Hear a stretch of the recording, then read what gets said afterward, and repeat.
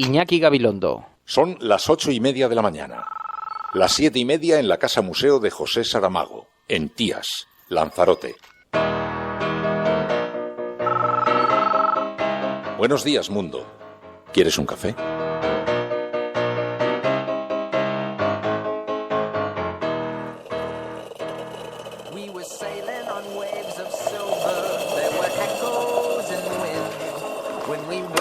Sails to capture them, the ship was lifted up and then it was sank.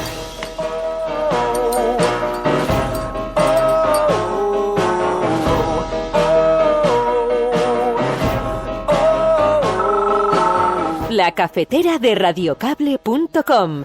Dirige Fernando Berlín. They play silver melodies and the kings and queens all write their dreams on silver pages we would read and we sing. Entonces usted no me considera mi víctima. Con arreglo a la ley, sabe que con arreglo a la ley tal como está redactada, no, del terrorismo, pero usted es víctima de un exceso, de un abuso. En fin, una actuación por parte de funcionarios del Estado absolutamente execrable y condenable. Este silencio se puede aguantar. En la política hay que tener muchas cualidades, pero hay dos fundamentales para mí, que son la dignidad y la ejemplaridad. Y yo creo que en este caso, en el final de su carrera política, Rita Barberá no ha ejercido ninguna de las dos. Y creo que hoy en España muchísima gente estará pensando si es o no es lógico que alguien se aferre a un puesto en el Senado solo por mantener el aforamiento. Bueno, yo creo que lo importante es que no está escrita la disciplina del Grupo Popular, pero insisto, y lo he dicho además con dos criterios. Primero, para ella misma. Yo creo que ella va a actuar mejor para defender su inocencia ante los tribunales sin tener que ampararse en ningún tipo de aforamiento, y en segundo lugar por el Partido Popular a nivel nacional y por el Partido Popular especialmente en Valencia. Yo creo que no es cuestión de hacer juicios de valor de lo que tiene que hacer. Acabo de explicar que no depende del Partido Popular que renuncie a su acta, y todo lo demás pues son juicios de valor. Yo sí que creo que Rita Barberá podría dejar su acta y sería mejor para ella y para el partido. Bueno, que la Fiscalía lleve a cabo su labor y, por lo tanto, en los procesos en los que está personada y forma parte, ejercite su acción y califique y solicite en su informe lo que considere. Yo creo que no podemos calificarlo de otra manera más que de normal funcionamiento de las instituciones. Por lo tanto, yo creo que siempre decimos lo mismo, el sistema funciona. Yo creo que lo que tenemos que transmitir a los ciudadanos es que las instituciones funcionan con independencia en España. Parece mentira que tengamos que ser los únicos que abrimos la puerta a la posibilidad de que Pedro Sánchez sea presidente mientras en su partido no quieren. Creo que vivimos una situación kafkiana. En el PSOE no quieren a Pedro Sánchez de presidente y nosotros estamos dispuestos a recorrer ese camino. Me consta que hay muchos en su partido que le quieren cortar la cabeza y discúlpenme la dureza de la metáfora, pero desde luego el espectáculo del Partido Socialista en su situación interna no es bueno. Sus gobiernos, incluido el gobierno de la señora Cifuentes, ha hecho un trato de favor absolutamente obsceno a estos hospitales que tienen una gestión buitre. Mire, lo ven desde ahí perfectamente, aunque el gráfico es pequeño. Silencio, señorías. La columna larga es en lo que ha invertido la Comunidad de Madrid en estos hospitales buitre. Las columnas cortas son los hospitales públicos, los hospitales donde está ese cadáver.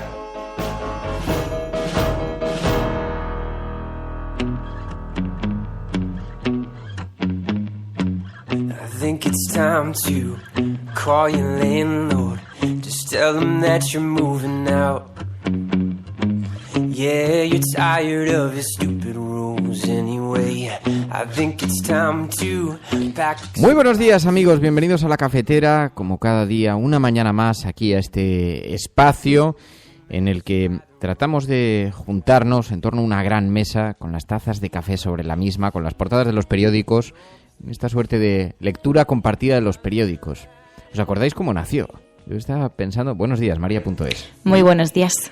Estaba pensando, claro, nace como un experimento hace algo más de 2 años este programa, y nace como un experimento que pretendía ser una lectura de periódicos, la que hago yo por las mañanas, pero en compañía. comentada con las redes sociales para que la gente pudiera participar y opinar sobre lo que los periódicos estaban publicando por las mañanas. Y el programa ha ido creciendo.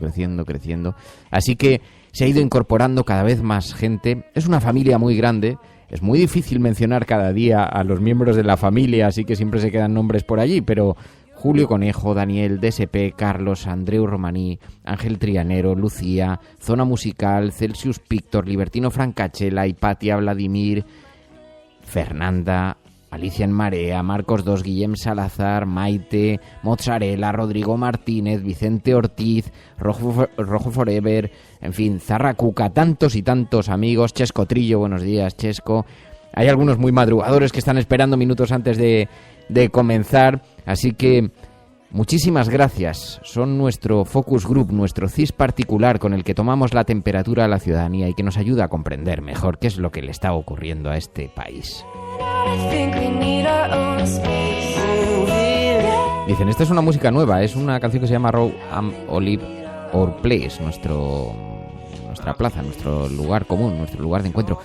Es que estamos, claro, siempre buscando músicas nuevas. Nos sigue gustando mucho Fridonia, que nos va a seguir acompañando a lo largo del programa, pero nos interesa mucho encontrar músicas nuevas. Son todo músicas Creative Commons. Solemos colocar los nombres de las canciones que hemos utilizado en el programa en la noticia que publicamos en Radio Cable, así que las podéis seguir allí. Bueno, muy buenos días a todos. Tenemos muchas cosas de las que hablar hoy, con una actualidad que tiene el foco colocado básicamente sobre Chávez y Griñán, también colocado sobre Rita Barberá, sobre las consecuencias de esa medio renuncia, también colocado sobre el Partido Popular, los pactos, sobre las elecciones vascas y gallegas, un debate, ayer se produjo con un momento de alta tensión, un debate en la ETV, participaban allí los diferentes candidatos a Lehendakari, entre otros estaba la candidata Pilar Zabala, de Podemos, y el candidato del Partido Popular, Alfonso Alonso, que se quedaron mirándose fijamente durante 5 segundos. 5 segundos, se congeló la pantalla, parecía que la señal de la ETV se había parado. Y fue porque, ¿sabéis que Pilar Zabala es la hermana de Josi Zabala, asesinado junto a Lasa después de ser secuestrados y torturados por 2 guardias civiles? Bueno, bien, ella le preguntó, hubo un momento de altísima tensión, le preguntó si ella no tenía derecho a ser considerada víctima del terrorismo, y Alfonso Alonso colapsó. Entonces usted no me considerará mi víctima. Con arreglo a la ley, sabe que con arreglo a la ley tal como está redactada, no, del terrorismo, pero usted es víctima de un exceso, de un abuso. En fin, una actuación por parte de funcionarios del Estado absolutamente execrable y condenable. Este silencio se puede aguantar. Ese silencio que habéis escuchado se produjo en televisión, porque si en radio ya es violento, no os quiero contar lo que supone cuando 2 personas se quedan mirando sin mover un solo gesto. Se quedaron mirándose a los ojos los dos, sin un solo pestañeo, y parecía que la imagen se había quedado congelada, y no, es que sostuvieron la mirada hasta que el moderador dijo, bueno, este silencio se puede cortar, se puede aguantar, decía.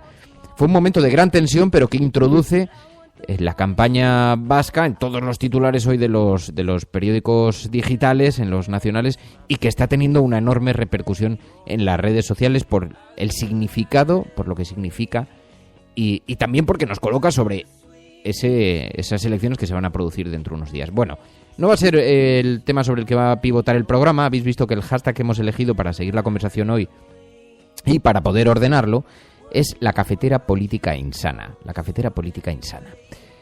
Porque otro de los momentos que han copado, no siempre ocurren estas cosas, lo normal es que la sobreabundancia de informaciones de los periódicos copen todos los titulares y entonces sea muy difícil encontrar noticias alternativas, pero es que ayer resulta que uno de los vídeos más retuiteados se produjo por un momento que se vivió en la Asamblea de Madrid, cuando una diputada de la Asamblea de Madrid, también de Podemos, Mónica García, se enfrentó a los representantes del Partido Popular para colocarles sobre la frente, para colocarles delante, lo que están provocando las políticas en materia de sanidad del PP hacia la sanidad madrileña. La forma en la que se están privatizando abiertamente, la forma en la que se están convirtiendo en movimientos financieros, económicos, toda la política sanitaria española, que tiene un buen reflejo en esto. Así que hoy vamos a hablar con Mónica García, esta diputada de la Asamblea de Madrid, que puso, como digo, en una situación de bastante compromiso a los representantes populares. El vídeo lo he retuiteado, lo podéis ver, lo he retuiteado desde mi cuenta de Twitter esta mañana. Y por eso, para comentar este programa, hemos elegido La Cafetera Política Insana. Almohadilla La Cafetera Política Insana. Estás escuchando La Cafetera, y si lo estás haciendo, eres la resistencia y no estás solo.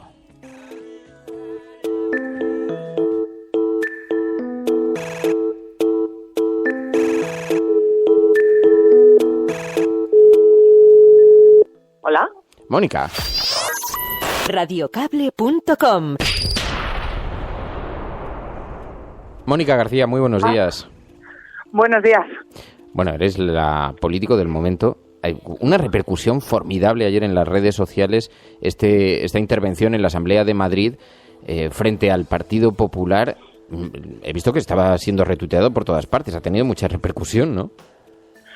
Bueno, era una intervención que básicamente ponía sobre la mesa qué es lo que ha pasado desde que se introdujeron criterios economicistas y criterios, digamos, de venta, de especulación con la sanidad pública, ¿no? Entonces, bueno, pues puse un ejemplo, digamos, muy patente y ha tenido bastante repercusión, sí. Sí, porque ¿qué es lo que le está ocurriendo a la sanidad de Madrid? Porque además de ser un retrato de algo mucho más grande, mucho más general de lo que ocurre en el resto del país, pero aquí sucede algo, que es que apenas está teniendo repercusión. Está solapado seguramente porque hay muchos otros temas de actualidad muy trascendentales, muy importantes, pero está ocurriendo algo. Hay movimientos comerciales entre hospitales, entre empresas, venta, en fin, parece bastante significativo. Bueno, la sanidad en general siempre es un tema que le importa a mucha gente, pero que siempre está un poquito metido en un cajón. Ahora mismo, efectivamente, hay 4 hospitales de la red pública que ya llevan años, que llevan pasando de una empresa a otra. Pasaron primero, lo compró una empresa con un ánimo de lucro, luego ha pasado a un fondo de capital riesgo, esto que se llaman los fondos buitre, y ahora lo ha comprado una empresa alemana que está dedicada al sector de la sanidad privada, ¿no? En todos estos vaivenes, hay lucro, ¿no? Hay lucro, y no precisamente ese lucro repercute en los ciudadanos y muchísimo menos en la calidad de la asistencia que les estamos dando, ¿no? Entonces, sí, pasan muchas cosas como cuando se construyeron los 6 hospitales nuevos, y bueno, pues siempre la intención del gobierno es que todo eso pase un poquito larvado, porque no dejamos de ser una comunidad que le está dedicando más de un 15% a derivar a la privada, ¿no? Somos la segunda comunidad que más derivamos a la privada. Entonces, desde el momento en el que se dijo que la sanidad pública era un nicho de negocio, pues esto sigue su rumbo, ¿no? Y con el gobierno de Cristina Cifuentes sigue esta apisonadora privatizadora, ¿no? Le mostrabas un gráfico a los representantes del Partido Popular donde queda muy visible la inversión, el gasto público que se está haciendo en los hospitales privados. O sea, esa es la parte objetiva, ¿no? La Comunidad de Madrid ha hecho unas derivaciones obscenas, un trato de favor completamente obsceno hacia estos hospitales, y eso lo puede ver cualquier ciudadano cuando le llaman de la lista de espera y le ofrecen o hospitales privados 100%, o le ofrecen la Jiménez Díaz, ¿no? Que como un estandarte de hospital público. No, la Jiménez Díaz es un hospital que da un servicio público, pero está gestionada por estos fondos buitre y ahora por este gigante alemán. Entonces, efectivamente, durante muchos años la Jiménez Díaz ha estado funcionando al 110% y el resto de los hospitales hemos estado funcionando al 50%, ¿no? Y eso es política sanitaria que ha ejercido la Comunidad de Madrid y, bueno, pues con un abusivo trato de favor. Entonces, claro, luego dicen, no, los números de la Jiménez Díaz son muy buenos. Este año, por ejemplo, han tenido un sobrecoste sobre lo que se les ha presupuestado de 70 millones. Hace 2 años se les dieron 100 millones. Quiere decir que somos los madrileños los que estamos alimentando esa revalorización de estos hospitales, y luego, para que luego se hagan, pues eso, operaciones bursátiles, ¿no? Eso que dice Cristina Cifuentes, es que no vienen los inversores. No, sí vienen a comprarnos nuestros hospitales y vienen a comprar nuestras viviendas sociales, ¿no? O sea, ¿a qué inversores estamos atrayendo? O sea, hacías un retrato de lo que supone la venta de estos hospitales a la economía buitre, ¿no? Y describías lo que significa la economía buitre también. Claro, es que para que actúe un buitre tiene que haber un cadáver, ¿no? Entonces, durante todos estos años ha habido un desmantelamiento, ha habido una sangría, una pequeña hemorragia del sistema sanitario que se ha ido desmantelando, se ha ido descapitalizando, con profesionales desmotivados, con una gestión muy politizada. Todo eso es un poquito lo que se está quedando obviamente no es un cadáver, ¿no? Ayer me decían, ¿has dicho que la sanidad pública es un cadáver? No, gracias a Dios está sustentada por muchos profesionales que todavía tienen mucha vocación y muchas ganas de que esto salga adelante, pero parece, parece como que hay ahí una mala fe de que la sanidad pública pues se vaya deteriorando, porque bueno, es un caldo de cultivo para decir, y es lo que han hecho durante estos años, la privada es mejor, ¿no? O sea, durante muchos años nos han ido con una lluvia de ideas diciendo, no, la privada lo hace mejor, es más eficiente. Bueno, si son ustedes los que están gestionando la pública, ¿no? Entonces gestionenla bien, y entonces luego veremos si podemos competir con la privada. El problema es que una sanidad pública bien gestionada no tiene competencia.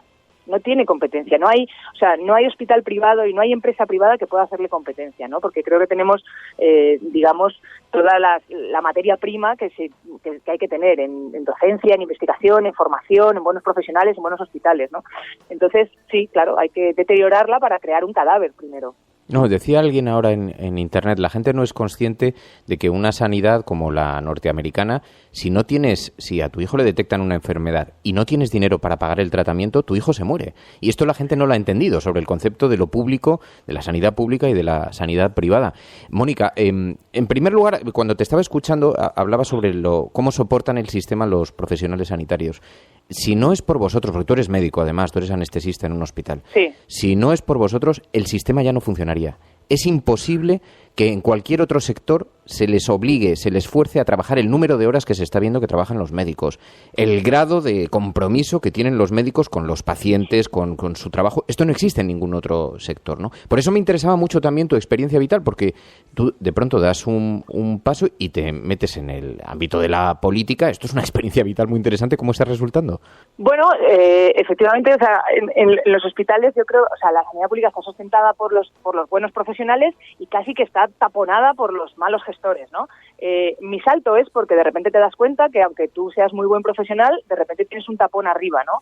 Y entonces siempre mucha queja de fíjate, esto no funciona, esto se va a pique, tal. Entonces llega un momento que dices, bueno, pues hay que dar un paso adelante, ¿no? Yo creo que se dio un paso adelante muy importante con la marea blanca. Muchos profesionales salieron a decir, mira, basta ya, dejarnos trabajar básicamente, pero llega un momento que dices, ya, vale, pero es que mientras en las instituciones esté gente que no tenga esta sensibilidad, que no conciba la sanidad pública como algo de todos, como algo que es un bien común, un pilar del estado de bienestar, pues no hacemos nada. Entonces llega un momento que dices, bueno, pues para quejarme de lo que hacen otros, lo hago yo, ¿no? O voy yo y lo hago. Y intento por lo menos, dejar mi experiencia o la manera en la que yo creo que tiene que estar esto dirigido. Y ese es el motivo de dar el paso adelante, ¿no? ¿Y qué tal os observan en la política tradicional? Porque yo he visto en la Asamblea que llegáis algunos de los que os habéis incorporado, ya lleváis algún tiempo, pero os observaban con muchas reticencias los políticos más históricos, ¿no?, de la propia Asamblea. Bueno, la Asamblea de Madrid hasta ahora ha sido un sitio donde ha habido unos dueños y señores, ¿no? Esto no solo es una percepción así desde fuera, sino que incluso la gente de dentro que trabaja dice, mira, aquí han campado a sus anchas un partido que ha estado aquí 20 años, ¿no? Y ese era su lugar, ¿no? Entonces nosotros hemos venido como a ocupar un lugar que teóricamente, según su percepción, no nos pertenecía, ¿no? Y bueno, pues sí, en el primer momento, para el funcionamiento normal de la Asamblea, que es un funcionamiento, por cierto, bastante arcaico, ¿no? Es un funcionamiento bastante poco dinámico, que invita poco al parlamentarismo, a la discusión, en fin, tiene unas reglas muy estrictas. Pues nuestra llegada fue un poquito rupturista, ¿no? Para mí, que vengo de un mundo, digamos, un poco científico, en el que las cosas teóricamente cuando las haces las tienes que justificar de una manera científica, ¿no?, para dar un tratamiento, para tal.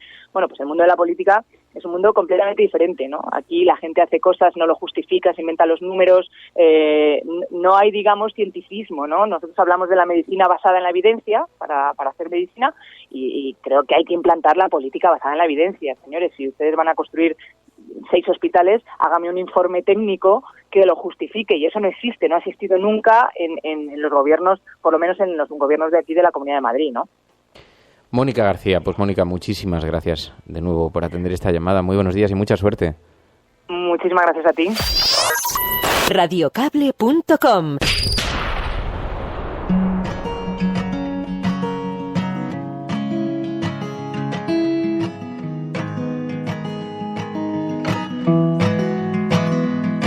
I've had too much wine for Thursday night. It's only 6 o'clock. Too early to be kissing outside. It's hard to fight it though. Oh, when your eyes are that blue. And I don't care if all New England knows that I want you, 'cause I do. Radiocable.com. Bit of a breeze, but it's the brightest April day.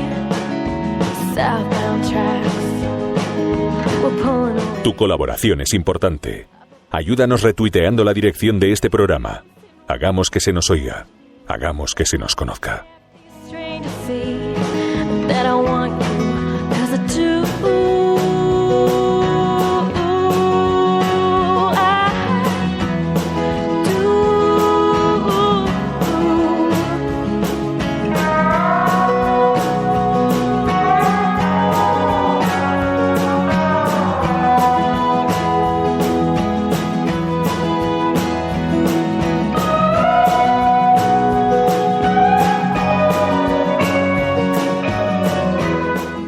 Estaba viendo que sí, justo cuando se ha incorporado una mecenas nueva, María Coronilla. Bienvenida, María. Muchísimas gracias por la confianza, muchísimas gracias por la ayuda, María. Y os diré que estamos ya rondando debemos estar en los 950 o mecenas, algo así. Que sumados a algunos de los que ya hablaremos algún día, porque quiero agradecerles públicamente. Cada uno aporta como puede, lo que puede. Hay gente que está ayudándonos además con los hashtags, con los JPGs, con los gráficos, con las imágenes, con el grupo Java, con el grupo de Banksy, con el grupo hashtag. Hay gente que ha hecho aportaciones también importantes. Hay grandes mecenas. Están algunas personas de las que hablaremos algún día, porque quiero reconocerles públicamente, porque es verdad que cada uno ayuda como puede y ellos han hecho alguna aportación que nos ayuda a mantener este programa para los próximos tiempos. Así que, bueno, muchísimas gracias. Estábamos hablando con Mónica García. He visto que hay numerosísimas reacciones. Además, me parece que es un retrato perfecto de lo que está ocurriendo en el modelo sanitario y ante el que tenemos que ser extremadamente duros. No se puede consentir lo que se le está haciendo a la sanidad pública española. No se puede consentir. Porque es verdad que se está adelgazando y se está...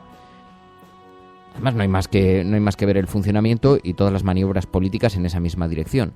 Pero se va deteriorando el sistema y luego se pone a la venta y se pone en manos de estos fondos buitre a los que aludía Mónica García, ¿no? Así que es muy interesante hablar con ella, además de la enorme repercusión que está teniendo a esta hora su participación en la asamblea, ¿no? Bueno, os decía, hoy no es el asunto que ocupa las portadas de los periódicos, como os podéis imaginar, porque además hay un asunto que irrumpió ayer en la actualidad con enorme protagonismo.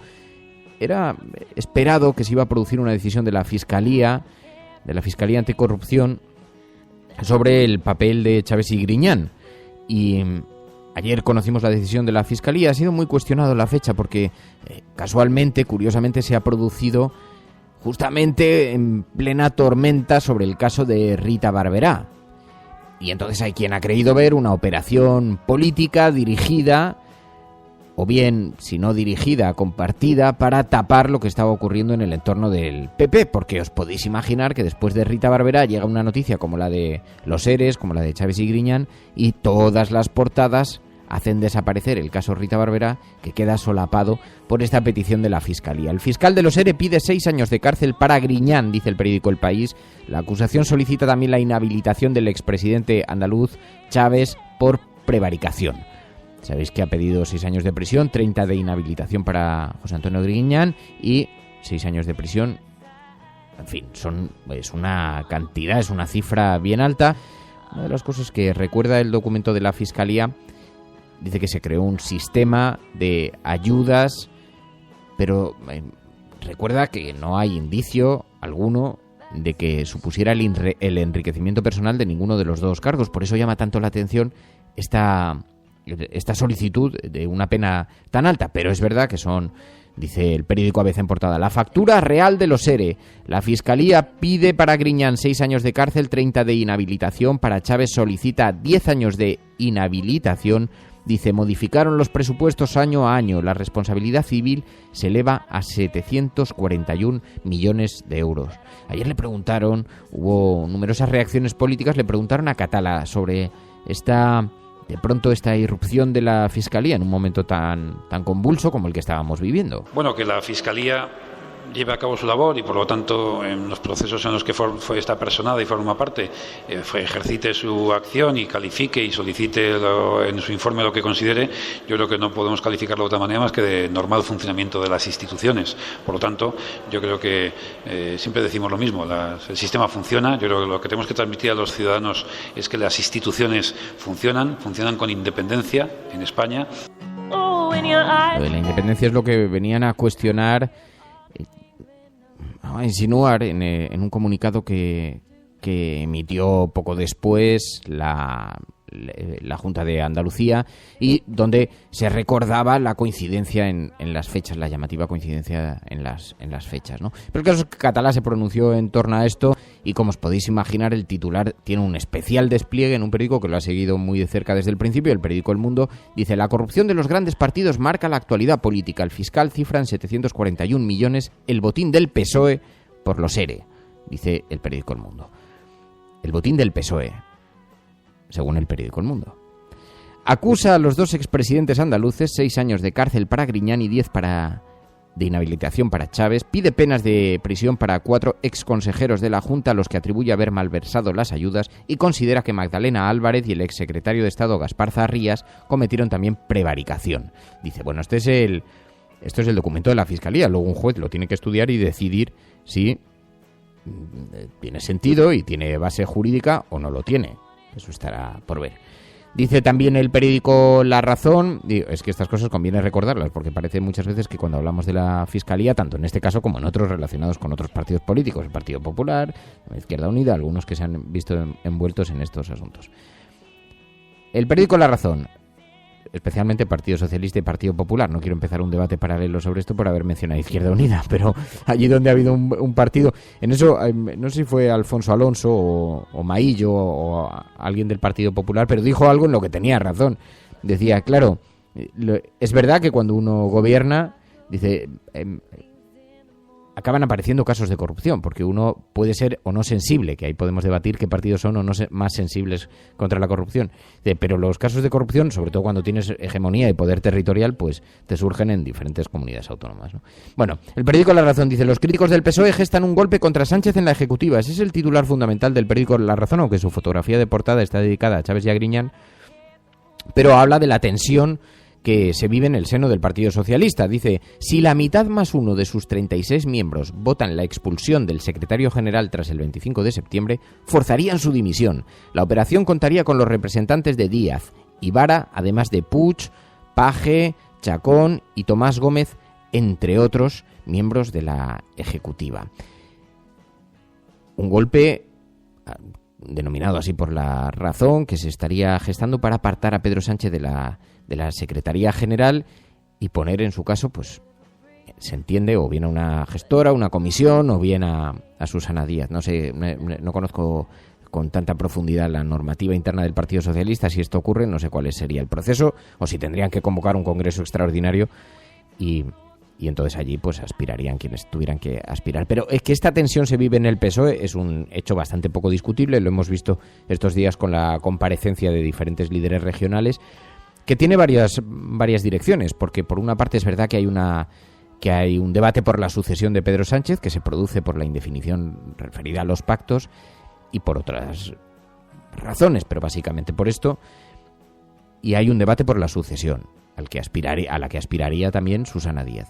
Pero no solamente eso, algunos líderes regionales también se encuentran bloqueados porque sin gobierno el Partido Popular, desde el gobierno, lo que está haciendo es bloquear, entre otras cosas, por ejemplo, los presupuestos regionales. Entonces tienen tienen a los propios parlamentos regionales, los tienen congelados, los tienen paralizados. Así que muchas de estas quejas que escuchamos en algunos líderes regionales también están motivadas y condicionadas por su propia situación personal, por esta situación de indefinición, ¿no?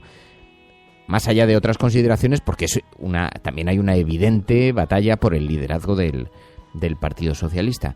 Pero claro, ayer la noticia de la petición de la Fiscalía contra Chaves y Griñán cayó en un momento especialmente sensible para el PSOE, porque son dos líderes, uno de ellos Griñán, que eligió a Susana Díaz como sucesora, por lo tanto introduce una notable presión sobre Andalucía, que se quedó descubierta, y no solamente contra el Partido Socialista, que se quedó al descubierto ante la opinión pública, pero también es una notable presión para Susana Díaz, que se estaba convirtiendo en una suerte de estandarte contra la corrupción, aparentemente.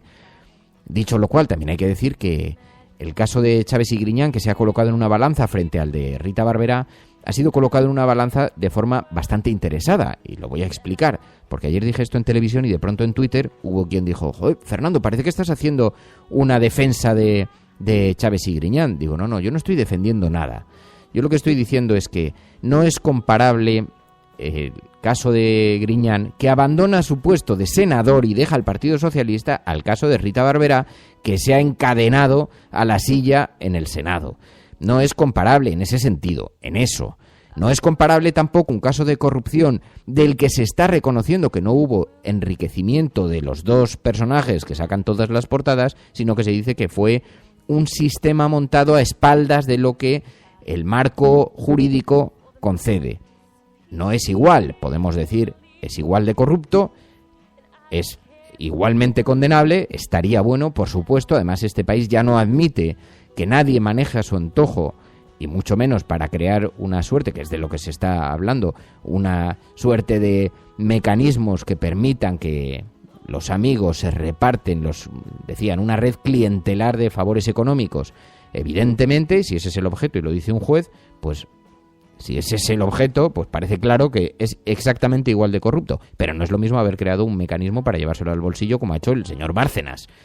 Hay unas diferencias, que son unas diferencias, me parece bastante evidentes, de sentido común. Lo que pasa es que haya que decirlo, porque cuando los periódicos colocan en portada a Chaves y a Griñán, lo están haciendo intencionadamente, ¿no? Y a partir de ahí, que caiga el peso de la ley, que caigan los 6, los 8, los 15 años, los 30 de inhabilitación, lo que considere el juez que sea oportuno. Estaría bueno, ¿no? Pero coloquemos las cosas en su justa medida, porque si no, acabaremos mezclándolo todo en una turmix y no estaremos siendo honestos con lo que de verdad está ocurriendo en este país, ¿no?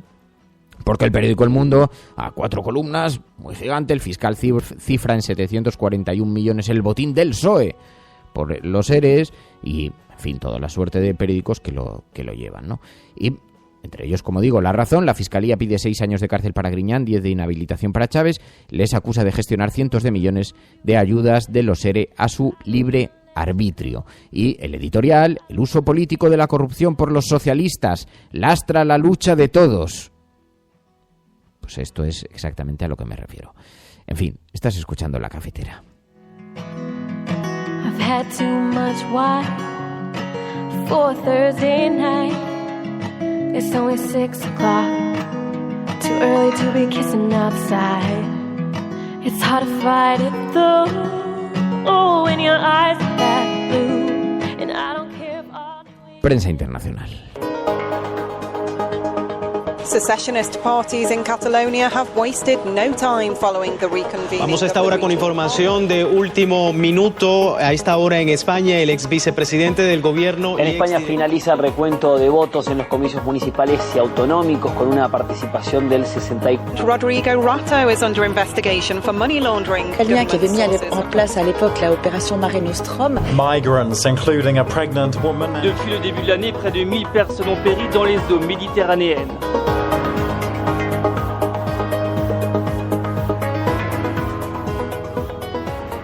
Y como cada semana le pedimos a Pilar de la Peña. Muy buenos días, Pilar.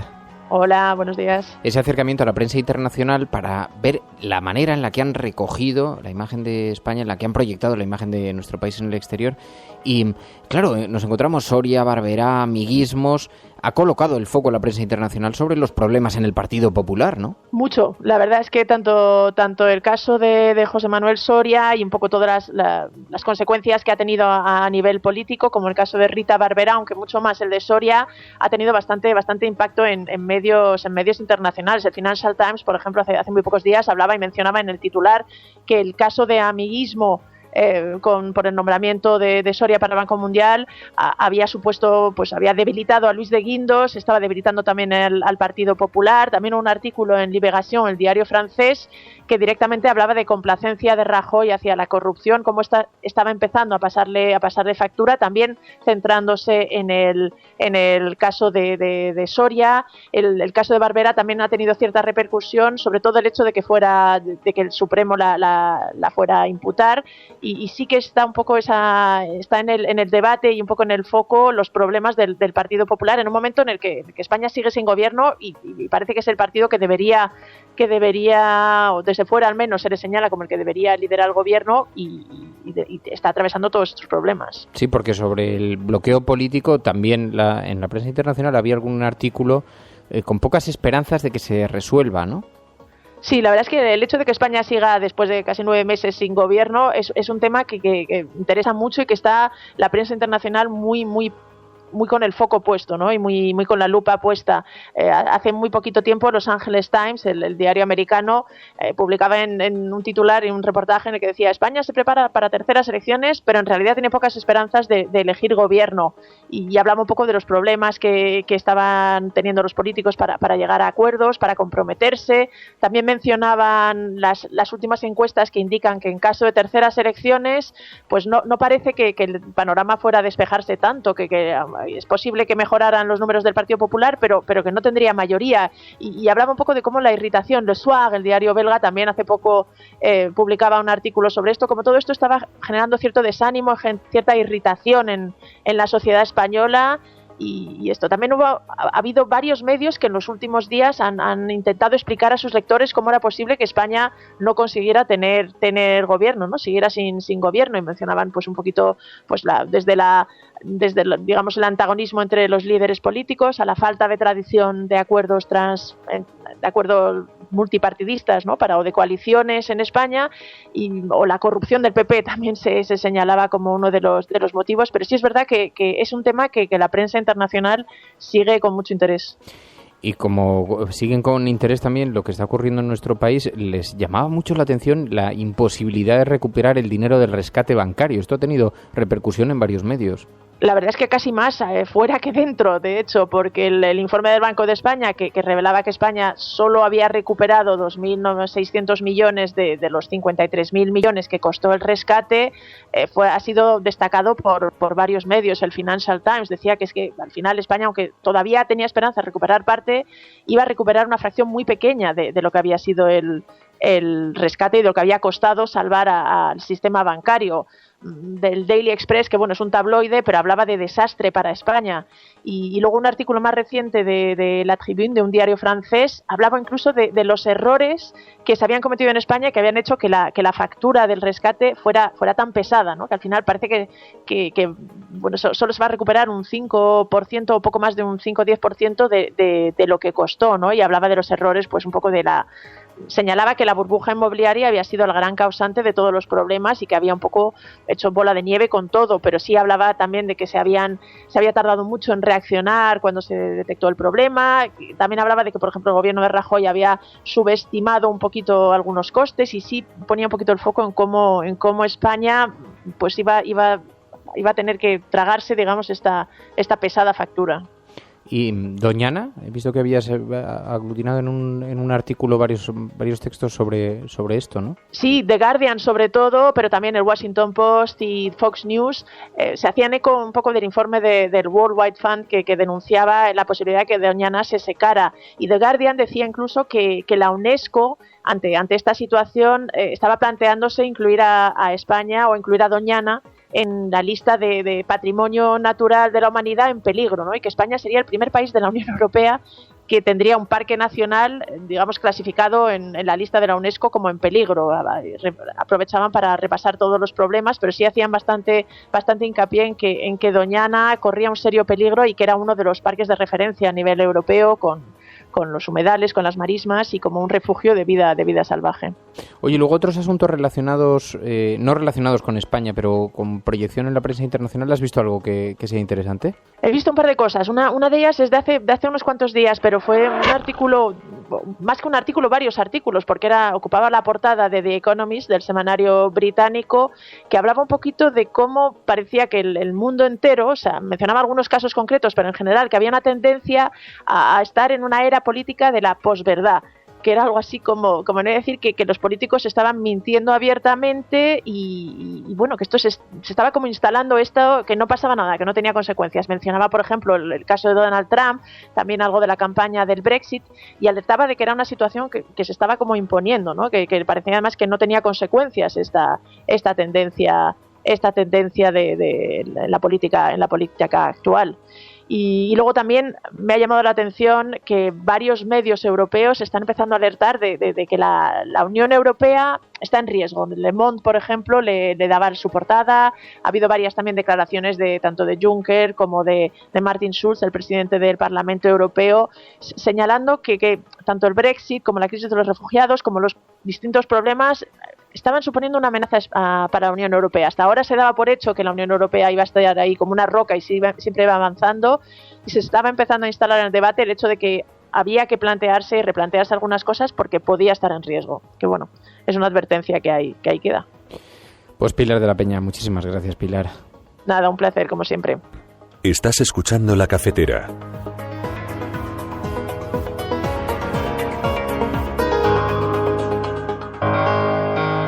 Cuando nosotros decimos que vamos a bajar los impuestos todavía más que ahora, tenemos credibilidad. Hemos hecho historia. El cielo no se toma por consenso, el cielo se toma por asalto. Bienvenidos a las oportunidades en la confrontación electoral venezolana entre uno Hemos hecho historia. Hemos hecho presencia. Yo creo en la democracia y por tanto yo creo que el partido...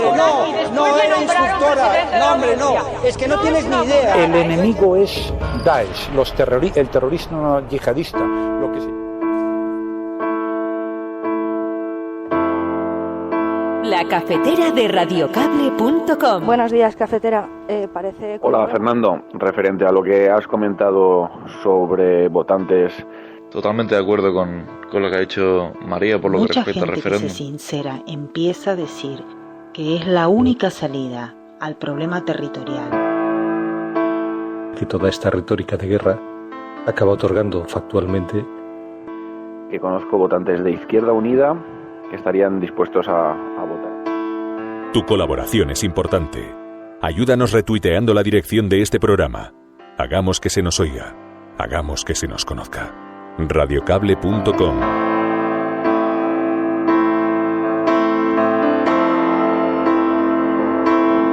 Bueno, y de los periódicos y las portadas, también recogemos aquí, va María recogiendo a través de ese hashtag, la cafetera política insana, las noticias que nos vais haciendo llegar relacionadas con otros temas que hoy no figuran en la portada, pero sobre los que consideráis que tenemos que colocar el foco, María.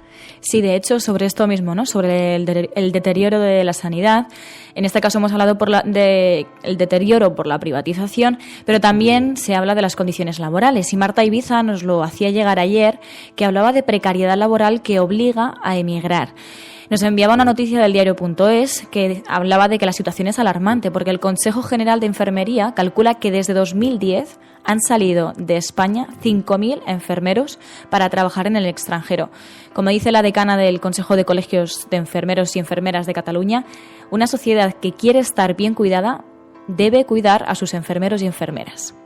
También sobre condiciones laborales nos habla Galgo Callejero, que nos contaba cómo España está a la cabeza del desastre laboral en la eurozona. Por mucho que digan que estamos bien dentro de España, estas 7 claves que las resume el blog Salmón dicen lo contrario. Y es que entre ellas destaca que 2,5 parados de cada 10 de la eurozona son españoles, que España es la que tiene más contratos temporales de la eurozona y que de todas las personas con edad de trabajar entre 25 y 65 años, en España tenemos una tasa de empleo un 62,8% de desempleo.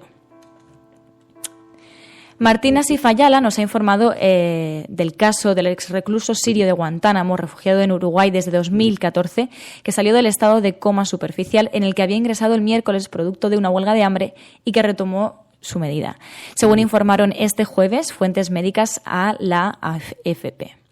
Varios como Javi Chutuit y Ubelan habéis señalado las manifestaciones contra la reforma laboral de Francia. Una protesta que en París reunió ayer a cerca de 40.000 personas según la CGT y a 13.500 según la policía. Javi Chutuit nos hablaba de brutales cargas que nos enviaba un vídeo. La verdad es que han circulado varios por la red y finalmente los datos dicen que hubo en París 12 manifestantes detenidos y 6 personas heridas. Infolibre nos recuerda el tema de refugiados que no se ha solucionado, y es que España ha acogido solo el 2,7% de los refugiados a los que se comprometió en 2015. El Gobierno, además, asumió el objetivo de dar asilo a 17.387 personas en 2 años, pero un año después solo ha acogido a 480, según informa Oxfam Intermón, y desde el año 2008 España ha reducido casi un 70% el presupuesto para ayuda humanitaria. Y en honor a los viernes culturales tenemos una propuesta que nos hace llegar Alonso Salinas 19. Nos habla del proyectazo de 15M para rato. Se llama Hazte banquero, tarjetas Black, todo lo que quisieron ocultarte.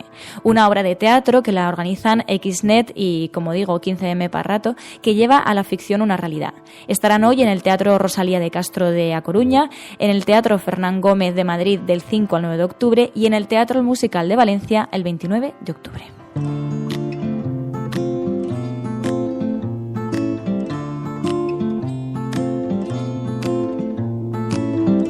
Take a walk with me to where you wanna be. Take a walk in the... De oyentes que están haciendo cosas tenemos algunas. Hay algunas muy interesantes porque también nos decía Celsius Pictor que está preparando una exposición. Es una exposición que se llama El Políptico de los Políptico de los Iluminados. Es un viaje ilustrado al legado de El Bosco. Se inaugura hoy, viernes 16 de septiembre a las 8 de la tarde en el Matadero de Madrid, con Celsius Pictor, que participa mucho, lo escuchéis mucho frecuentemente. Me gusta mucho que nos contéis, además, cuando estáis haciendo cosas, que lo contéis aquí. Y ayer me puso un mensaje diciendo, oye, es que inauguro una exposición. Nos imaginamos el reto que eso supone, las emociones que eso suponen. Y por eso le dije, Celsius, déjanos un mensaje y explícanoslo como Dios manda en el WhatsApp del programa. Buenos días, cafetera, y buenos días, Resistencia. Os envío este mensaje para invitaros a un evento muy especial que llevo preparando con mucho cariño desde el principio de año, cuando supimos que se iba a dedicar en el Prado una expo al Bosco. Y entonces varios ilustradores con los que trabajo a diario nos pareció que reunir la obra de un autor tan genial como El Bosco, que nos sigue inspirando a muchos de nosotros aún a día de hoy, y no complementarla mostrando lo que nosotros hacemos, era perder un poco una ocasión única. Así que esta noche se inaugura el Políptico de los Iluminados, que es una exposición en la que 12 de los más reconocidos ilustradores de España han creado aproximadamente como 20 piezas en homenaje al autor del Jardín de las Delicias, y hemos concebido esta expo como un epílogo a la retrospectiva del Museo del Prado, que termina en 15 días, para mostrar cómo 500 años después de la muerte del Bosco, los artistas y los comunicadores gráficos seguimos inspirándonos en los mismos temas y las mismas preocupaciones que le inspiraban a él por entonces. La expo está instalada en DIMAD, en la central de diseño del Matadero de Madrid, y se inaugura esta noche. Y estará abierta desde mañana, día 17, hasta el 2 de octubre. Y bueno, creo que tenéis más información en mi cuenta de Twitter, en @CelsiusPictor, y en la web del Matadero. Y creo que es el remate perfecto para todos aquellos que hayáis visitado o vayáis a visitar la maravillosa Expo del Prado. Y también agradecer a Fer y a María por dar este huequito a la cultura en la cafetera, que es cada día más la voz de cada uno de nosotros. Buenos días, en Resistencia. No nos agradezcas nada, porque somos nosotros los que os tenemos que agradecer a vosotros vuestra ayuda para sacar adelante este programa, para la participación. Y además me gusta mucho cuando hay iniciativas personales de este tipo, sobre todo porque estoy convencido, no solamente del cariño, sino de la dedicación que suponen, porque lo entiendo, porque lo vivimos aquí mismo con la propia cafetera, ¿no? Vivimos la intensidad que supone sacar algo adelante, los esfuerzos, las pequeñas frustraciones, las grandes alegrías, y todo eso me lo quiero imaginar. Así que muchísima suerte esta noche en el Matadero. Hoy a las 8 de la tarde en el Matadero de Madrid, los que se puedan pasar, pues miembros de la Resistencia, pues estoy convencido de que a Celsius le va a hacer una enorme ilusión.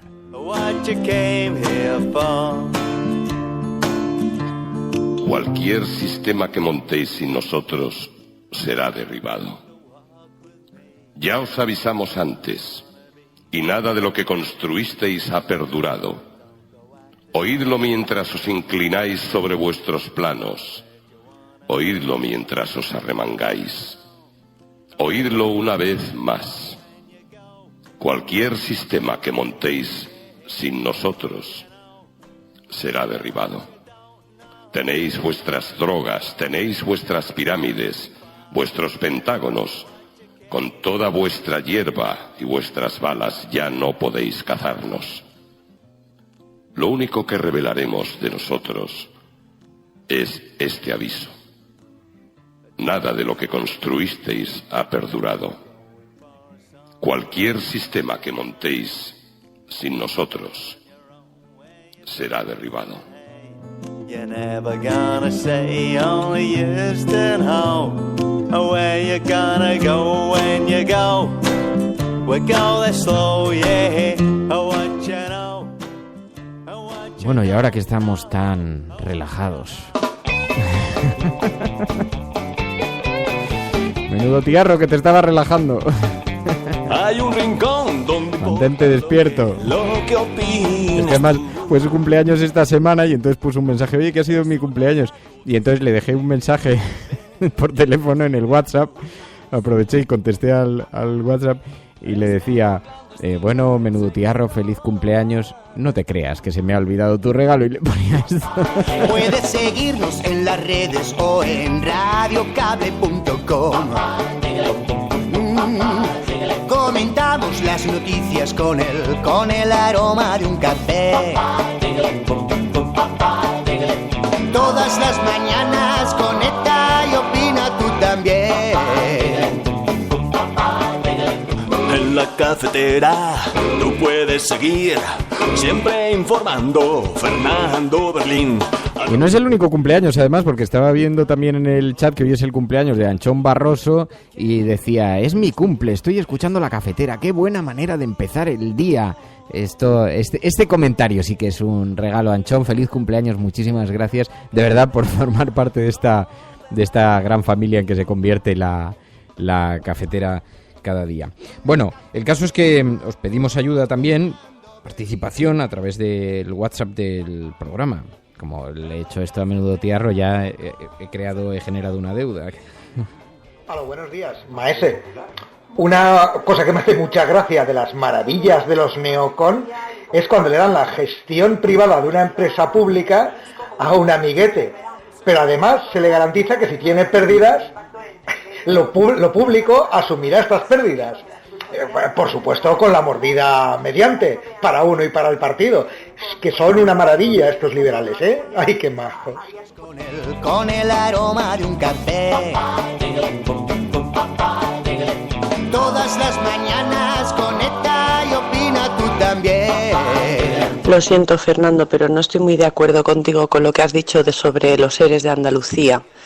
Y un poquito la defensa que estás haciendo, porque aquí en Andalucía esto es una vergüenza grandísima.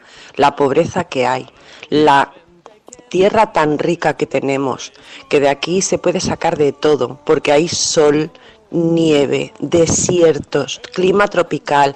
O sea, en cualquier otra ciudad, con las cosas que tenemos en Andalucía, serían ricos. Y nosotros aquí en Andalucía somos los más pobres, solo te tienes que fijar en Cádiz. Intentad dejar, eso sí, los mensajes de 30 segundos porque luego se extienden. Es verdad, tienes mucha razón y una cosa no desmerece a la otra. es evidente, porque además Andalucía ha sido una zona no solamente de grandes recursos turísticos, pero ha sido una zona donde se ha vivido un auténtico expolio, y los ERE son un auténtico expolio, y una cosa no quita la otra, eso parece bastante evidente, ¿no? Y produce verdadera, no sé, me parece de una impudicia absoluta, produce verdadera vergüenza, sonrojo ver lo que ha estado sucediendo durante años de forma sostenida no solamente con los ERE, sino el clientelismo, que es algo que se da básicamente en todas las comunidades autónomas de este país, no solamente pasa, pero es verdad que ha pasado en Andalucía, pero es verdad que ha pasado en Galicia, es verdad que ha pasado en Valencia, es verdad que ha pasado en Murcia, ¿no? Así que, en fin, estoy de acuerdo con lo que dices, pero lo que quiero es colocar las cosas en la medida en la que deben ser colocadas, ¿no? Y alguien dice, ¿pero esto qué quiere decir, Fernando? ¿Que tú eres sociata? Decían por ahí por el chat. No, quiere decir que las cosas tienen nombre y que las cosas deben ser colocadas en su dimensión, en la dimensión que merecen, ¿no? Porque el Partido Popular está utilizando el caso de los ERE, que es gravísimo, e insisto, por mí como si les caen 40 años de cárcel. Es que yo no nada que reprochar ese asunto. Pero lo están colocando como si fuera igual a la Gürtel, que se reparte por todas las comunidades autónomas, que ha consistido en un sistema de financiación de un partido político, es decir, que han jugado con trampa en todas las elecciones de este país, y lo utilizan en todas las tertulias. Y cada vez que oye una tertulia dice, claro, es que de los ERE no queréis hablar. No, es que los ERE son una cosa, es un latrocinio, es una cosa vergonzante. Pero no lo utilices para tapar lo que está ocurriendo. Lo que está ocurriendo de forma sostenida en todas las comunidades autónomas, ¿no? Cuando digo no lo utilices no me refiero a ti, que estoy de acuerdo en tu mensaje básicamente, sino en cuando me lo sueltan así en las tertulias, ¿no? Bueno, estás escuchando La Cafetera. En La Cafetera tú puedes seguir siempre informando Fernando Berlín a través de las redes radiocable.com, la radio diferente. ¿Quién opina? Eres tú, eres tú.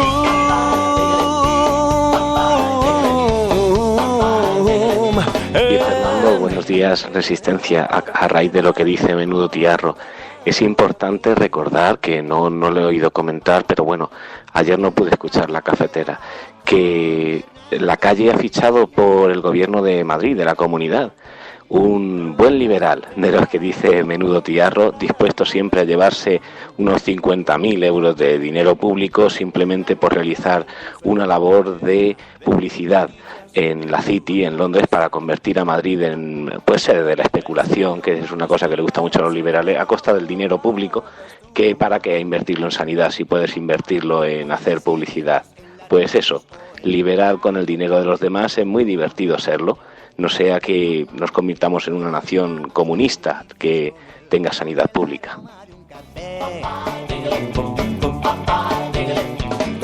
Esto es una cosa que me tiene fascinado, ¿no? Las mamandurrias a las que se refería Esperanza Aguirre, pero que luego repartían a dos manos, como las está repartiendo después Cristina Cifuentes para sus propios. Pero yo, fíjate, con esto que decías, filosofía perdida, a mí me resulta verdaderamente escandalosa que personas que se reconocen, que se afirman como liberales, como, en fin, que defienden el adelgazamiento del sistema público, les metamos dentro del sistema para llevar esos objetivos. Me parece deplorable y me parece, además, verdaderamente inquietante, verdaderamente preocupante, ¿no? Y en el caso de La Calle, bueno, ha tenido una enorme repercusión, es verdad, lo hemos visto en las redes sociales, y además él tiene un tono bastante, en fin, bastante duro siempre en las contestaciones, entonces eso ha provocado todo un terremoto, ¿no? Pero en fin, algunas cosas se califican solas, también te lo digo. Fernando Berlín. Oh yeah, that's rock and roll, man. Yeah. Buenos días, cafetero. Con respecto a lo de equiparar uno con otro, pues sí, es una técnica pues de debate. Ellos ponen una balanza una cosa a otra, para ellos pesa lo mismo. Pasemos al siguiente tema, dejando caer que la corrupción es igual en todos lados, que se da igual en un lado que en otro, y que, en fin, que poco pueden hacer porque es algo inherente al ser humano, y no es así. Eso es una falacia. Con respecto a lo del clientelismo, cuanto más mayorías absolutas hayan, más corrupción. Eso lo dejó claro un estudio de de fin de grado de una muchacha de la Universidad de Murcia, en donde ponía en relación precisamente eso, que no estaba vinculada a un color o a otro, sino a las mayorías absolutas. Y de eso tenemos parte de culpa los ciudadanos.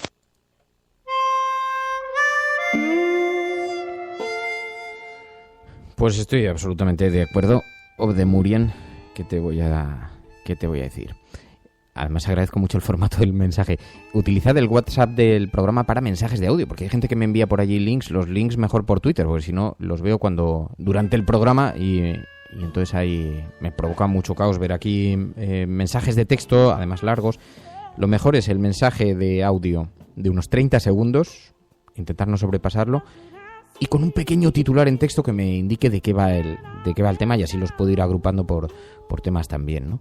Bueno, escuchas La Cafetera.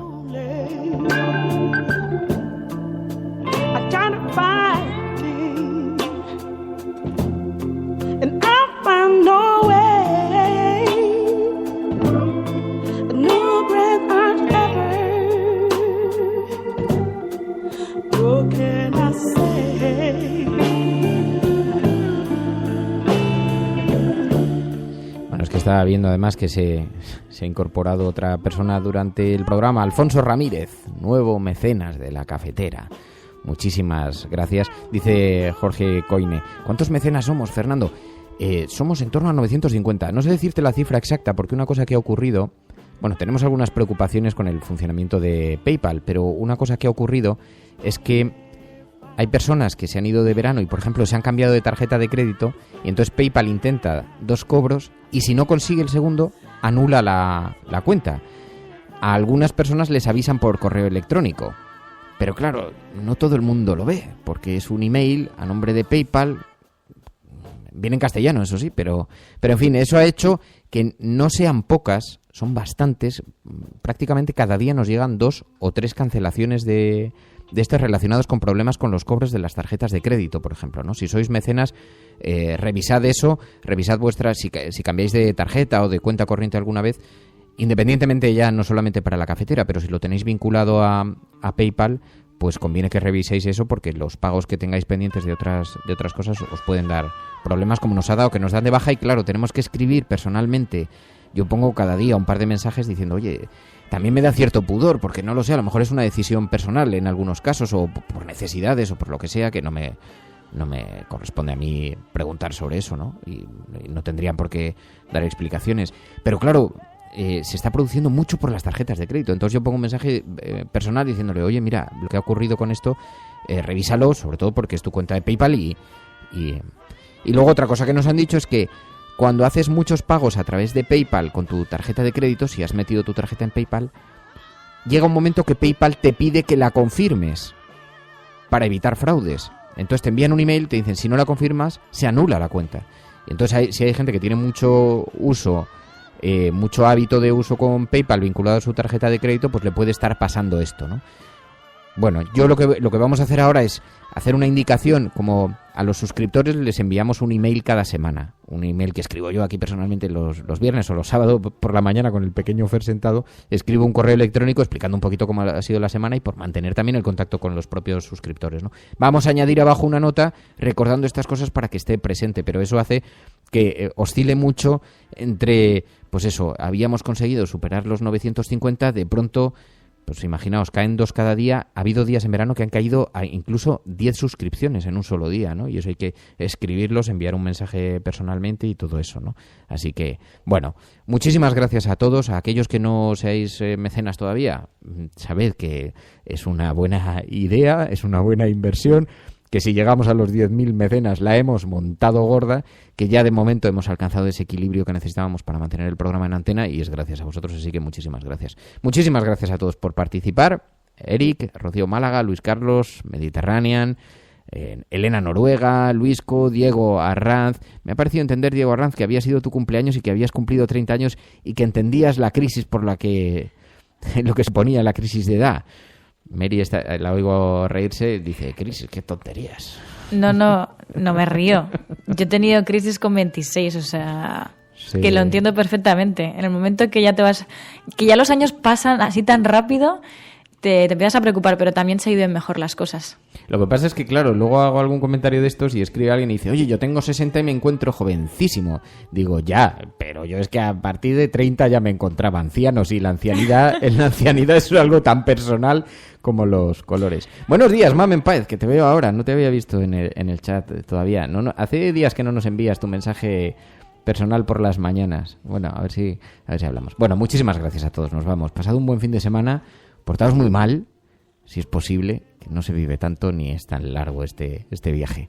Escuchas La Cafetera. Si lo estás haciendo, eres la resistencia allí donde estés, en cualquier lugar del mundo, seas expatriado, vivas aquí, estés cerca o estés lejos. Este es el hilo de Ariadna que te conecta con tus raíces. Y no estás sola. Buenos días, buenas tardes o buenas noches. My friends are